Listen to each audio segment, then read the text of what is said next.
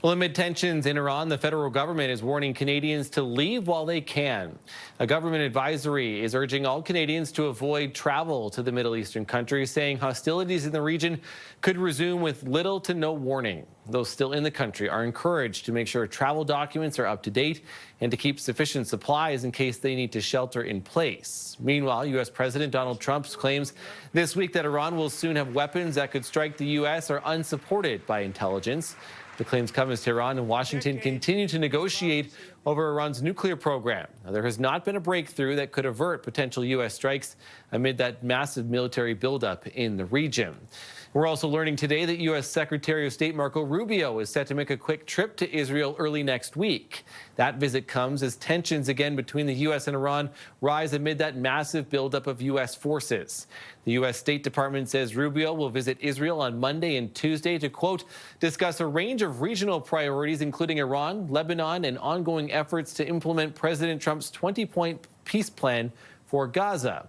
Now, the announcement comes just hours after the U.S. Embassy in Jerusalem implemented authorized departure status for non-essential personnel and family members. That means eligible staffers can leave the country voluntarily at the government's expense. With me now is Mona Ghassemi, the president of the Canadian Congress, too. Mona, thanks for being here.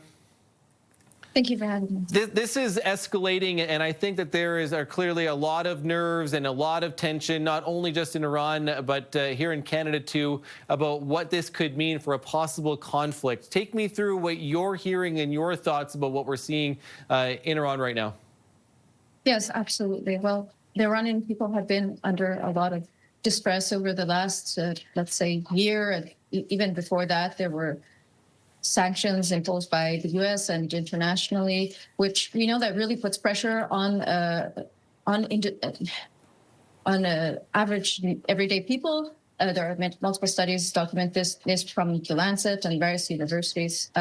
So they have been under quite an enormous pressure, both from inside and outside, with the currency and issues. And we saw those protests that erupted in late December to January, and now, following that, we're seeing this escalation of forces in the Persian Gulf region around Iran, and it's very scary for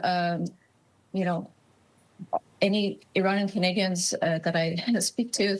The ICC, our organization, has been warning against the potential for escalation for a long time, because we see these patterns that emerge over time. And we saw that the warnings that Canada had issued also during the 12-day war back in June.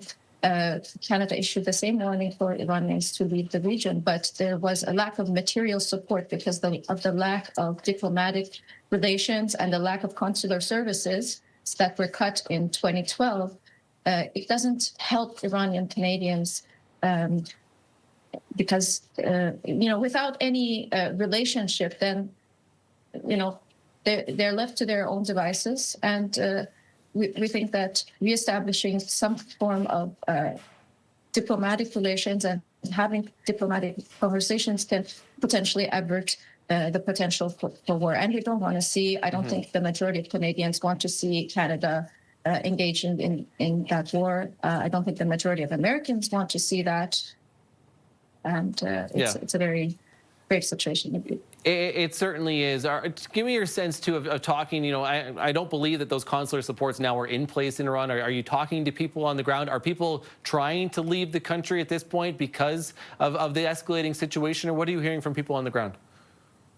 I haven't heard from Iranian Canadians in Iran at the current moment. I did hear about some people who were there either around the time of the protests erupting and were able to exit at that time. But there's usually concerns because, depending on, which airlines, and there may be delays and, the air travel may be closed at some point. So I think that maybe, when the protests erupted, there were people tried to leave out at that time. I haven't heard from on the ground.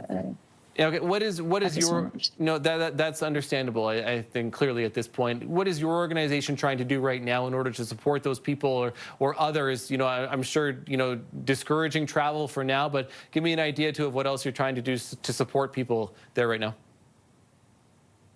Yes, well, our work is primarily in Canada, so we try to advocate for our government and political parties not to engage in war and to engage in diplomatic relations. And I have seen even other organizations calling for emergency consular services in the last weeks. So I hope that Canada considers this. On the other side, we've seen Minister Anand saying that there would not be any diplomatic relations until there's regime change. But we have to know that this is a dangerous proposition because regime change means a lot of instability, a lot of potential for civil war as well. So we know that there are foreign forces as well who are trying to push for this regime change, and I am not.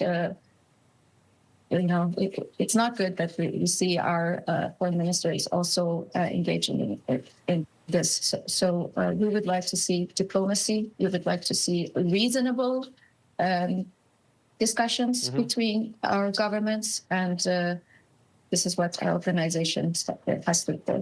Okay. Mona Ghassemi, President of the Iranian Canadian Congress, appreciate your time today. Thank you so much for the update. Thank you so much. Okay.